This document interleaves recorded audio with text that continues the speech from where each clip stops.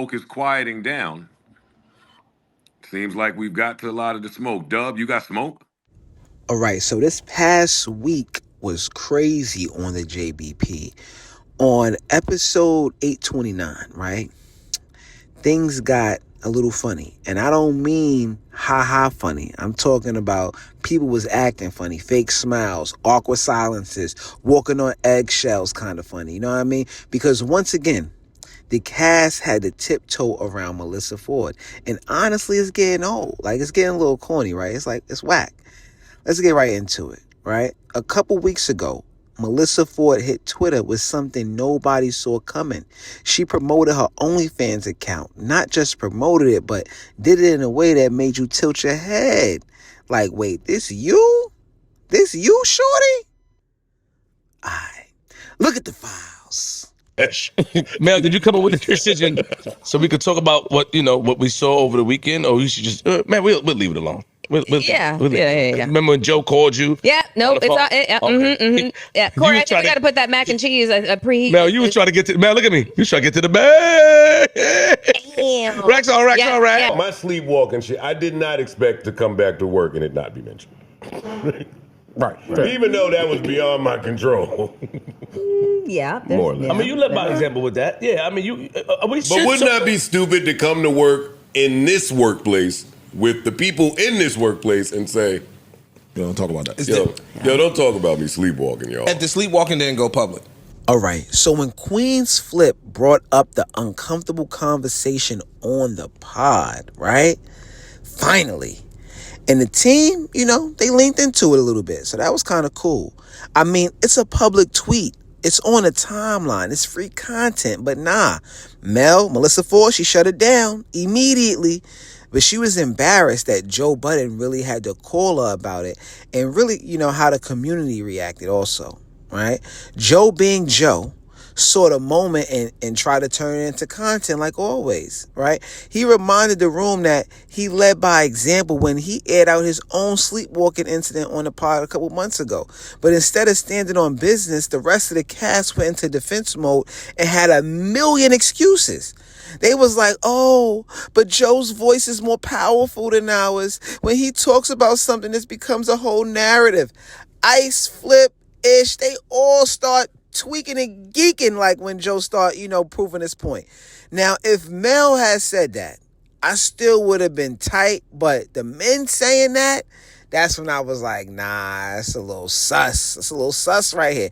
It sound a little soft coming from grown men, 30 plus, 40 plus. Like, it just sound crazy. Like, let's be real.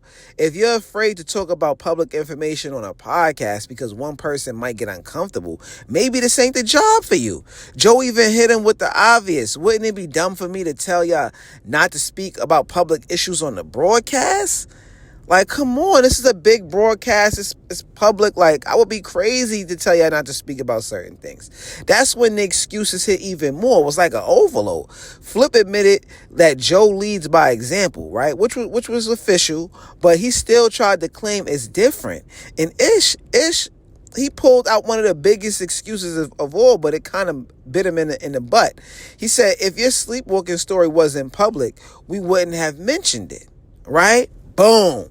That's what we got him. Joe won right there. He won a debate. Because guess what, homie? Melyssa Ford tweet is public. Her tweeting about her OnlyFans is public, point blank. We don't want to hear it. You caping for Mel. But they kept dancing around it like it was a sacred territory. I'm also noticing something else, right? Ish been acting real buddy this week with Mel. Like, the compliments been flying, soft energy. Like, he really trying to rebuild the alliance now that Mark Lamont Hill came in and started rearranging the chemistry. I feel like Ish watched my video. He heard what I said. He like, yo, Dub may be right. I may have to go back to the drawing board and get Mel back on my side. Like, I am Ish. Like, I am. He's supposed to be the Mac of the pod. Him and Imani. So he got to turn that around. I got to see that. I got to see that turned around. Y'all peep how this segment ended, though, right? Mel said nah to the convo, then literally kind of made a little funny move to go check on her mac and cheese that she was cooking with Corey and Keno in the kitchen. And she got help from them, and she wasn't even supposed to get help. Anyway, that's another story, another video, right? The timing was so theoretical, it felt like she was using the kitchen as a soft exit. Let's take a look at how these guys tried to really get her to talk about it. Look at the files. Okay, how about let's try this a different way. Gotcha. When Mel hit publish, Yeah, I'm about to say that don't apply to did that. she expect Because she put it public. for nobody to say nothing? That's my question. Yes. For the second time. Yes. Man, that shit has Hey. Okay, so that's many it. views. I'm done. Okay. What are we talking about? I don't No, I have it no idea. doesn't. Listen, I have no listen, idea what Linda. we're talking It doesn't matter. Oh, okay. Moving Keep it right moving. along. That's right. Moving right along. Yo, really? We gonna do this? Yeah. Yes. I really don't know. Did you end the sale? It's fine. Yes. It's fine. But what made you? Wait, Oh all right, my God. Look at me. That's your brother. I What think it's a made good thing you- to talk about. I think it's good to put it on the table Yes, too, so many Corey. audience cares Yes, about. Corey, He's telling you to please put. put it in. Oh, okay. Hold on. I got to take. a What break. made you post that, man? Let's. You go to the Yeah. kitchen. We're going to talk about your back. We'll discuss it. She put the half off. That shit was $3. I didn't. She said half off. Now, Joe flat out asked him, did Mel really think nobody was going to say anything after she hit publish on that tweet? Come on. But listen, you know who else noticed it? Rocky Thunder. Rocky. Big Rock. She couldn't help herself. It's all jokes to her, though, right? It's funny to her. She's been on Spaces lately, speaking on Joe in the podcast. You know, she's getting back in her groove, like she doing her thing. And even she jumped in on Mel's tweet. And you know Rocky. You know she keeps herself immaculate, design on deck, luxury, everything. Even the accessories, big car. Like, that's how Rocky be moving out here. She be moving kind of hefty. So when she saw Mel offering a 50% discount on her OnlyFans to freaky men and women while rocking what looked like a $6 Fashion Nova clearance joint, like the broad, Rocky wasn't feeling that. She wasn't impressed at all. And Flip backed that up low key. He was like, you know, she wasn't even getting $10 a sub. It was like $6.99 or something. So half off that, come on, that could seem desperate to some people. Like, the optics is wild crazy. And maybe that's why Mel really didn't want to talk about it. Because if Mark Lamont Hill, who's already got her leaning on him for validation, had said she was selling herself short or damaging her image, that would have stung big time. Mel wasn't trying to take that risk, so she shut it down, right? She shut it down, as she should, though. The guys tried to joke, tried to lighten the mood, but it didn't work. Mel was ashamed. You could see it. And I'm thinking, like, you know, how she got a Gracie Award and you still out here doing discounted OnlyFans promo? Ain't that like a conflict of interest? Like, it's like two different brands fighting for the same face. I really thought Mel was trying to get past the video vixen phase. I thought she was building towards like legacy media, classy stuff, but now it feels like she's caught between elegance and engagement.